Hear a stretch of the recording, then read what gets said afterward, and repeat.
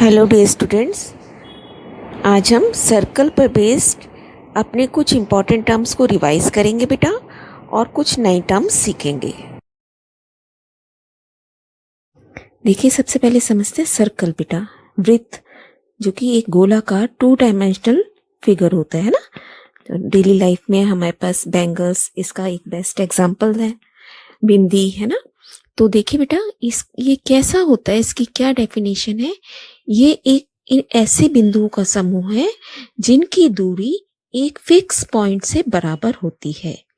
एक fix point कर दिया जाए तो ये जो सारे इस बाउंड्री पर बिंदु आएंगे वो सभी ऐसे बिंदु हैं जिसकी दूरी इस पॉइंट से इक्वल है। और इस फिक्स पॉइंट को हम क्या कहते हैं? केंद्र या सेंटर। देखिए, इसको हम O लिख देते हैं। तो ये इसमें क्या है, वृत्त का सेंटर का नाम क्या है? O। नेक्स्ट देखिए, ये जो फिक्स पॉइंट अभी हमने बोला कि इसकी बाउंड्री से दूरी फिक्स, यहाँ से यहाँ तक की दूरी फिक्स है सबकी, और यही दूरी हमारी क्या कहलाती है? त्रिज्या या रेडियस। और इसे हम R से शो करते हैं, स्मॉल r से, है ना। देखिए, ये सब क्या है? यहाँ से यहाँ तक की सारी दूरी ये क्या है? त्रिज्या है, रेडियस। तो इसका मतलब ये सभी दूरियां आपस में भी क्या होंगी? बराबर होंगी। हमेशा all radius are equal. Next देखिए, वृत्त की जीवा। जीवा वह रेखाखंड है जो वृत्त की परिधि पर होने वाले किन्हीं भी दो बिंदुओं को आपस में मिलाती है।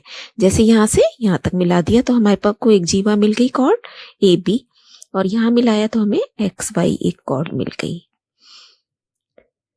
बेटा अब यहाँ देखिए, अगर ऐसे ही मैं दो बिंदुओं को इस तरीके से मिलाऊं कि वो सेंटर में से पास करें, ये वृत्त का केंद्र है ना, सेंटर, तो ये जीवा तो है, लेकिन साथ ही साथ इसका एक और नाम है व्यास। ये वृत्त का व्यास या डायमीटर कहलाता है, और साथ में ही ये वृत्त की सबसे बड़ी जीवा, the longest chord of the circle है, सबसे बड़ी जीवा है ना। तो जितने भी हम इसके व्यास खींचेंगे जो कि सेंटर में से जाएंगे वो सभी आपस में बराबर होंगे। और देखिए, ये एक आर इधर है और एक आर इधर है, इसका मतलब व्यास में कितने आर हो गए? व्यास आपका, जिसे हम D से शो करते हैं, ये कितना बन गया? R plus R, that means 2R। ये त्रिज्या का दुगना है। नेक्स्ट देखिए, आर्क, चाप। चाप क्या होती है बेटा? परिधि का एक छोटा सा टुकड़ा। परिधि मतलब इसकी बाउंड्री। तो देखिए, इसको हम अगर इस तरीके से शो करें, यहां से यहां तक, इसका मैं नाम लिख देती हूँ A, P और B। तो ये जो इसकी ये गोलाकार आपको एक ये दिख रहा है, ये जो इसका टुकड़ा है यही इसकी चाप कहलाता है। ये इसकी क्या है? वृत्त की चाप। तो ये लघु चाप है। और इसके अलावा अगर हम देखें दूसरी साइड, अगर चले जाएं हम ये वाली साइड, यहां से यहां तक, तो ये कैसी चाप कहलाएगी? दीर्घ चाप। देखिए, अगर APB में जाती हूं, APB, तो ये कैसी चाप है? लघु चाप, यानी कि माइनर आर्क। और अगर A से हम Q पे जाते हैं, फिर इस तरफ से अपना राउंड लगाते हैं, तो हमारे पास कौन सी मिल जाएगी? दीर्घ चाप।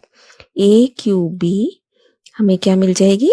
दीर्घ चाप, जिसे हम इंग्लिश में क्या कहेंगे? Major arc. अब देखिए, परिधि क्या होती है? परिधि, परिधि वृत्त की बाउंड्री है बेटा।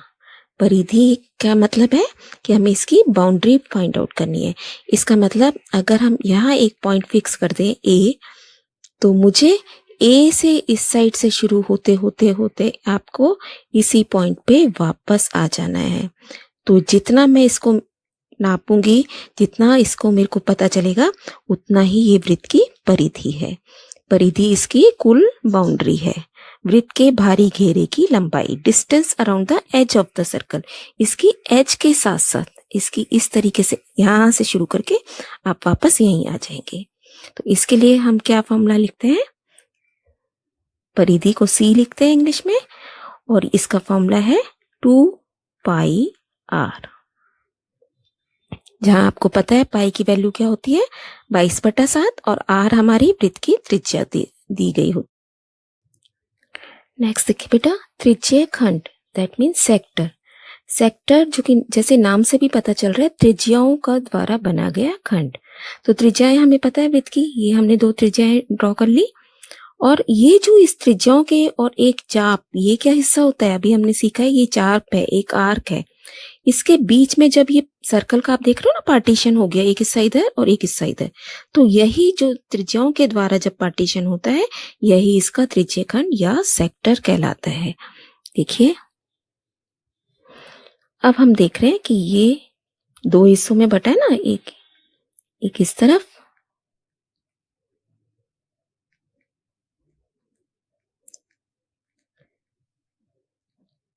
है ना, तो ये जो है ये हिस्सा हम कह रहे हैं कि यही वृत्त का सेक्टर है।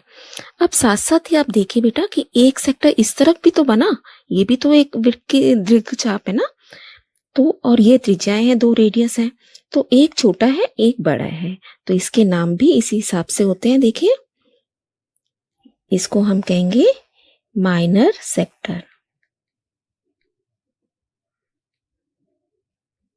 दैट मीन्स लघु, छोटा है ना, लघु त्रिज्यीय खंड। और इसी तरीके से ये कैसा बन जाएगा, मेजर सेक्टर, है ना,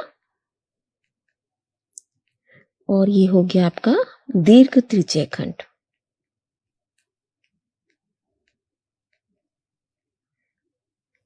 ये सर्कल का सेंटर है और ये 2 रेडियस थी।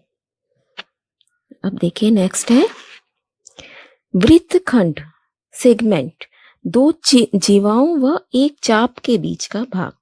अब की बार पार्टीशन हो रहा है सर्कल का, लेकिन वो किसके थ्रू होगा, देखिए जीवा के द्वारा।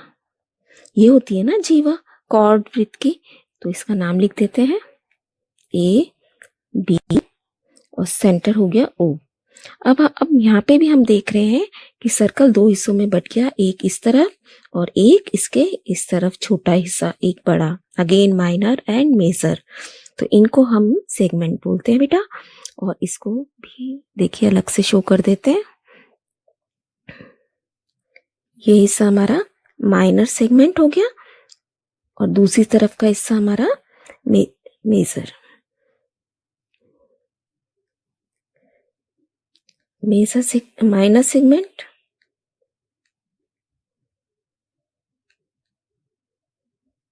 लघु वृत्त खंड, and this is major segment.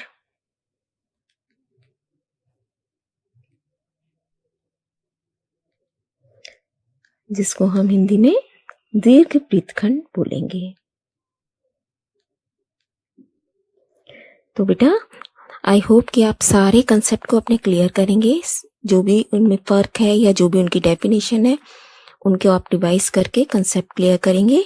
Keep on learning, stay blessed.